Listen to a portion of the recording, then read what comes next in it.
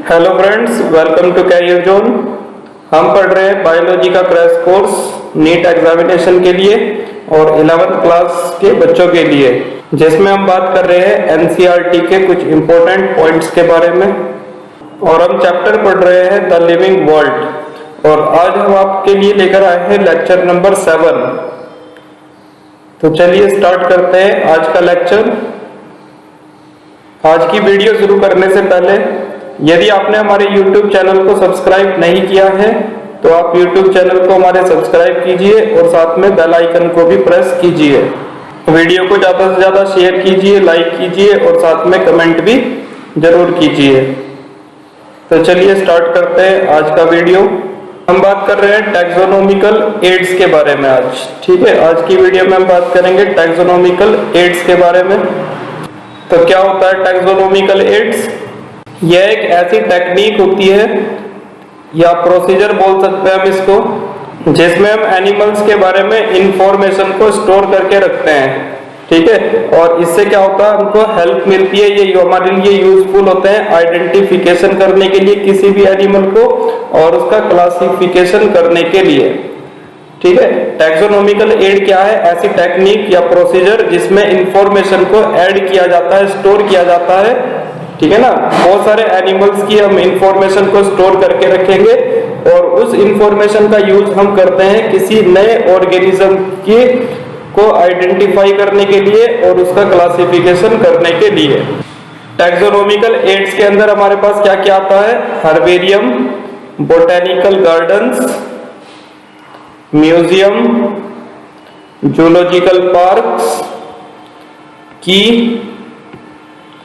और मैनुअल्स और मोनोग्राफ। ठीक है, और एक और आता है इसके बाद जो इसमें लिखा नहीं है लिस्ट में, कैटालॉग। तो इन सबको हम एक एक करके पढ़ते हैं। ठीक है, हर्बेरियम किसको कहते हैं चेक करिए। हर्बेरियम एक स्टोर हाउस होता है जिसके अंदर हम प्लांट की स्पीसीज को कलेक्ट करते हैं। ठीक है ना, प्लांट की स्पीसीज को कलेक्ट किया जाता है हर्बेरियम के अंदर, जिसमें हम प्लांट्स को ड्राई कर लेते हैं। सबसे पहले सूखा लिया जाता है, फिर उसको प्रेस्ड करते हैं। ठीक है ना, प्रेस करेंगे और फिर उस प्लांट को हम एक शीट के ऊपर प्रिजर्व कर देते हैं, शीट के ऊपर चिपका देते हैं। सबसे पहले आपको प्लांट को सुखाना है, उसके बाद प्रेस करना है और उसके बाद शीट के ऊपर उसको चिपका देना है। ठीक है, और आपको उस शीट के ऊपर उस प्लांट का पूरा डिस्क्रिप्शन लिखना है हर्बेरियम शीट के ऊपर। ठीक है ना, ये एक डायग्राम में भी दिखा रखा है। देखो, एक प्लांट को, सूखा हुआ प्लांट है, उसको प्रेस करके एक शीट के ऊपर, हर्बेरियम शीट बोलते हैं इसको, इसके ऊपर चिपका दिया जाता है इसको। ठीक है, और इस हर्बेरियम शीट के ऊपर आपको लेबल करना होता है इंफॉर्मेशन को। ठीक है ना, इंफॉर्मेशन जैसे कि आप डेट लिख देंगे उसके ऊपर कि किस डेट में आपने उस प्लांट की स्पीसीज को एक्सट्रैक्ट किया था और किस जगह से आपने उस प्लांट की स्पीसीज को प्राप्त किया, उस जगह का नाम लिखेंगे। ठीक है ना, कलेक्शन जहां से आपने किया है उस प्लांट स्पीसीज को, और पूरे डाटा को हम इंग्लिश में लिखते हैं, इंग्लिश लैंग्वेज में। जिस प्लांट स्पीसीज को आप हर्बेरियम शीट पर लगा रहे हो उस प्लांट स्पीसीज का लोकल नेम क्या है और उसका बोटेनिकल नेम क्या है, वो नेम हर्बेरियम शीट के ऊपर लिखा जाता है। वो ऑर्गेनिज्म कौन सी फैमिली से बिलोंग करता है उस फैमिली का नाम लिखेंगे और कलेक्टर का नेम लिखा जाता है। जिस आदमी ने उस प्लांट स्पीसीज को कलेक्ट किया है उसका भी हम नाम लिखेंगे। तो ये सारी इंफॉर्मेशन हर्बेरियम शीट के ऊपर लिखी जाती है। हर्बेरिया को क्विक रेफरल सिस्टम कहा जाता है टैक्सोनॉमिकल स्टडीज में।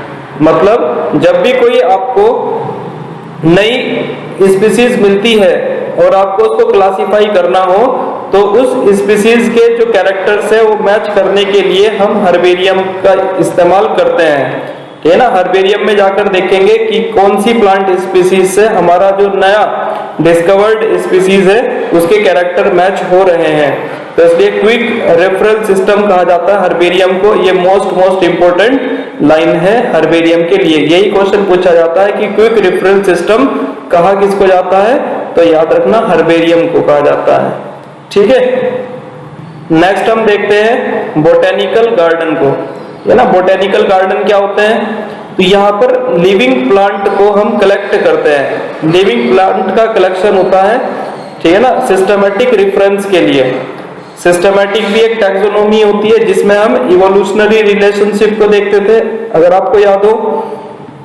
तो बोटेनिकल गार्डन के अंदर आपको क्या मिलेंगे? लिविंग प्लांट्स, जबकि हर्बेरियम के अंदर आपको डेड प्लांट मिलता है ना, ड्राइड, सूखे हुए। बोटेनिकल गार्डन में आपको लिविंग प्लांट्स का कलेक्शन मिलता है। आपको ये याद कर लेना है कौन कौन से बोटेनिकल गार्डन है जो फेमस है। तो एक याद रखना है, इंग्लैंड में है कीव, ये पूछा जाता है, ठीक है ना। कीव जो बोटेनिकल गार्डन है इंग्लैंड में सिचुएटेड है। और इंडियन बोटेनिकल गार्डन ये कहां पर है बच्चों? हावड़ा में। इंडिया के अंदर हावड़ा एक जगह है, वहां पर इंडियन बोटेनिकल गार्डन है। और नेशनल बोटेनिकल रिसर्च इंस्टीट्यूट कहां पर है? नेशनल बोटेनिकल रिसर्च इंस्टीट्यूट है बच्चों लखनऊ में। तो ये क्वेश्चन पूछे जाते हैं कि कौन सा बोटेनिकल गार्डन कहां पर सिचुएटेड है। ये मैं आपके लिए कुछ फोटो भी लेकर आया हूं। तो जो पहला आपको ये फोटो दिखाई दे रहा है ये कीव का है, कीव इंग्लैंड में बोटेनिकल जो गार्डन है। दूसरा डायग्राम आपको दिखाई दे रहा है ये हावड़ा का है, इंडियन बोटेनिकल गार्डन। जो तीसरा डायग्राम आपको दिखाई दे रहा है ये नेशनल बोटेनिकल रिसर्च इंस्टीट्यूट का एक डायग्राम है जो कि लखनऊ में सिचुएटेड है, ठीक है। नेक्स्ट हम बात करेंगे म्यूजियम की। तो म्यूजियम क्या होता है बच्चों? म्यूजियम के अंदर कलेक्शन होता है preserve animals and plant specimens का फॉर स्टडी रेफरेंस। तो आप ये याद करते चलिए, मैंने आपको बताया सबसे पहले हर्बेरियम। हर्बेरियम के अंदर आप ड्राइड प्लांट्स को प्रिजर्व करते हैं, जबकि बोटेनिकल गार्डन के अंदर आपको लिविंग प्लांट्स मिलते हैं। और म्यूजियम में आपको क्या मिलेगा? प्रिजर्व प्लांट्स और एनिमल दोनों स्पीसीज मिलती है, और ये लिविंग नहीं होती है ना, जैसे आपको डायग्राम में दिखाई दे रहा होगा। एक ये डायग्राम स्केलेटन एक एनिमल का लिया गया है, इधर दूसरे एनिमल का एक स्केलेटन लिया गया है। म्यूजियम के अंदर स्पेसिमेन को प्रिजर्व करते हैं एक कंटेनर के अंदर या फिर एक जार के अंदर, और प्रिजर्व सॉल्यूशन के अंदर रखा जाता है, ठीक है ना। प्रिजर्व सॉल्यूशन जैसे कि फॉर्मलिन हो सकता है, ठीक है ना, जिसमें ऑर्गेनिज्म जो होते हैं वो लंबे समय तक सुरक्षित रहते हैं, ठीक है। तो म्यूजियम के अंदर आपको प्लांट और एनिमल दोनों को प्रिजर्व करके रखा जाता है, ये याद रखना है। नेक्स्ट हम बात करेंगे जूलॉजिकल पार्क की, ठीक है ना, जूलॉजिकल पार्क। तो यहाँ पर बच्चों ये ऐसा प्लेस होता है जहां पर वाइल्ड एनिमल्स को रखा जाता है एक प्रोटेक्टेड इन्वायरमेंट में, ठीक है ना, अंडर ह्यूमन केयर। जहां पर मान लो कोई एनिमल है, अगर कोई एनिमल एंडेंजर्ड स्थिति में पहुंच जाता है, विलुप्त होने की स्थिति में पहुंच जाता है, तो उसको जूलॉजिकल पार्क में लाया जाता है और ह्यूमन की देख रेख में यहाँ पर एनिमल को रखा जाता है, ठीक है ना, वाइल्ड एनिमल्स को, which enable us to learn about their food habits and behavior। और आप एनिमल के बिहेवियर को और उसके फूड हैबिट को लर्न कर सकते हैं जूलॉजिकल पार्क के अंदर लाके। और बच्चों जूलॉजिकल पार्क के अंदर, जू के अंदर सभी एनिमल्स को, ठीक है ना, लगभग सभी एनिमल्स को वहां पर रखा जाता है और उनके नेचुरल हैबिटेट को वहां पर प्रोवाइड कराया जाता है। ऐसी कंडीशन बनाई जाती है कि जिस कंडीशन में नेचर के अंदर, वाइल्ड के अंदर, वाइल्ड लाइफ में वो एनिमल जिस जगह पर रहता था उसी तरीके का इन्वायरमेंट उसके लिए बनाया जाता है जूलॉजिकल पार्क में, ठीक है। तो जूलॉजिकल पार्क में आपको लिविंग एनिमल्स देखने को मिलेंगे, जबकि म्यूजियम के अंदर आपको एनिमल्स और प्लांट्स दोनों देखने को मिलते हैं प्रिजर्व फॉर्म में। और बोटेनिकल गार्डन के अंदर आपको लिविंग प्लांट्स मिलेंगे और हर्बेरियम के अंदर आपको ड्राइड और प्रेस्ड, ठीक है ना, एक शीट के ऊपर चिपके हुए प्लांट की स्पेसिमेन मिलेगी। समझ में आ रही है बात आपको? नेक्स्ट हम बात करते हैं कीज की। कीज क्या होता है? तो कीज हमारे पास एनालिटिकल टूल्स होती है, ऐसा टूल जो एनिमल के कैरेक्टरिस्टिक के बेसिस पर आइडेंटिफाई करने में हेल्प करती है, उसको हम बोलते हैं कीज। तो कीज की हेल्प से हम एनिमल के अंदर सिमिलैरिटी और डिससिमिलैरिटी को ढूंढते हैं, ठीक है ना, जिनको हम बोलेंगे कॉन्ट्रास्टिंग कैरेक्टर्स। कॉन्ट्रास्टिंग कैरेक्टर्स के बेसिस पर हम एनिमल में सिमिलैरिटी और डिससिमिलैरिटी को चेक करते हैं।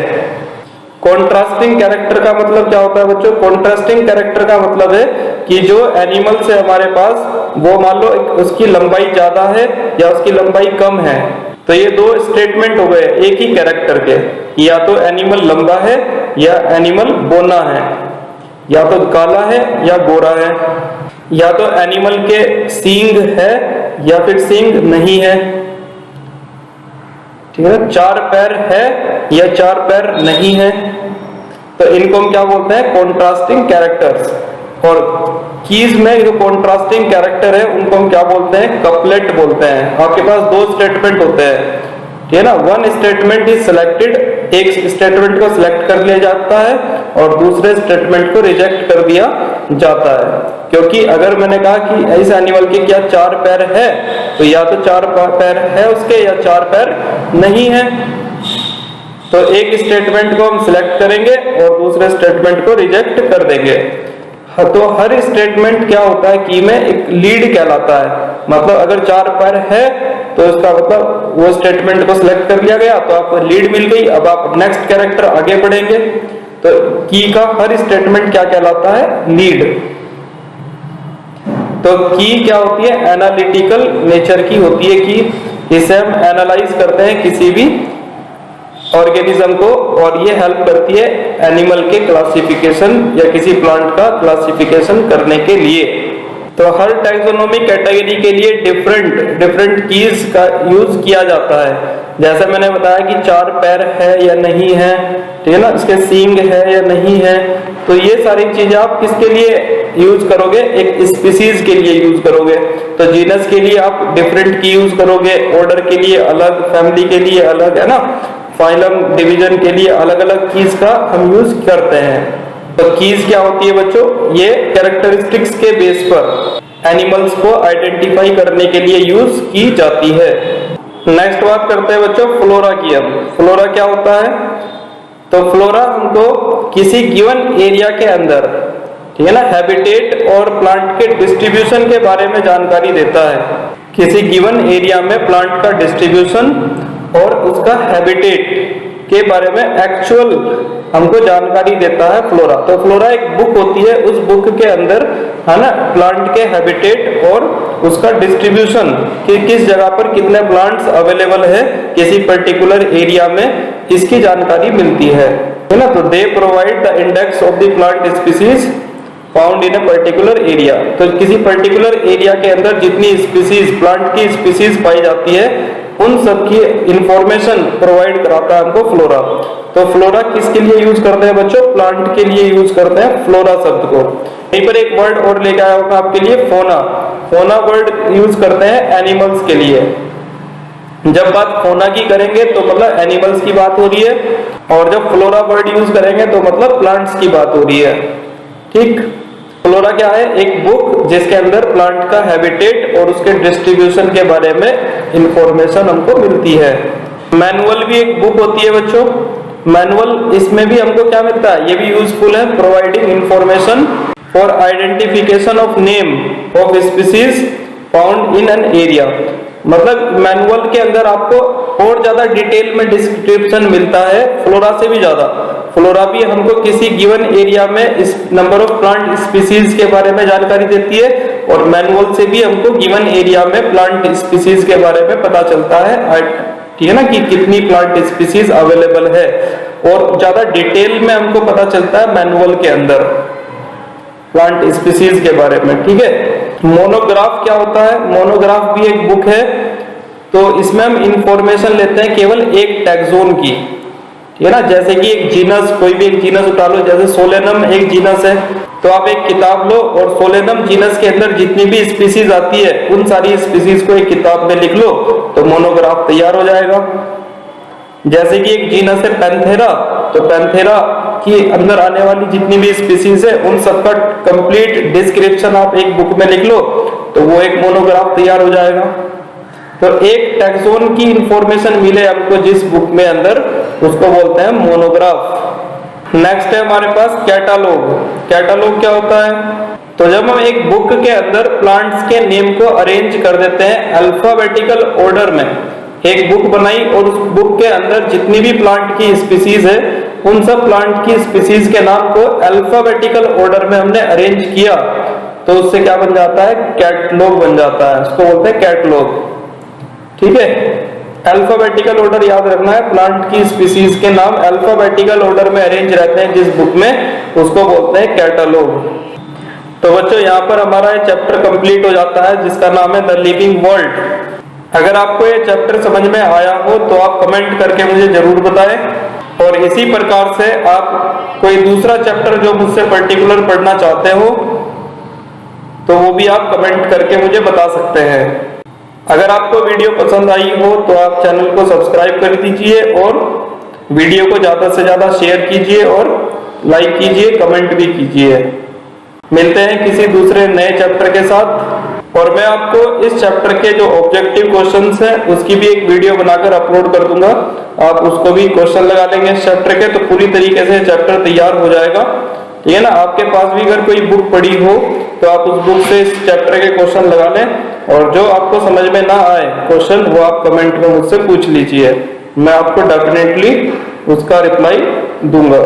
तो मिलते हैं नए चैप्टर के साथ, तो अभी के लिए बाय बाय।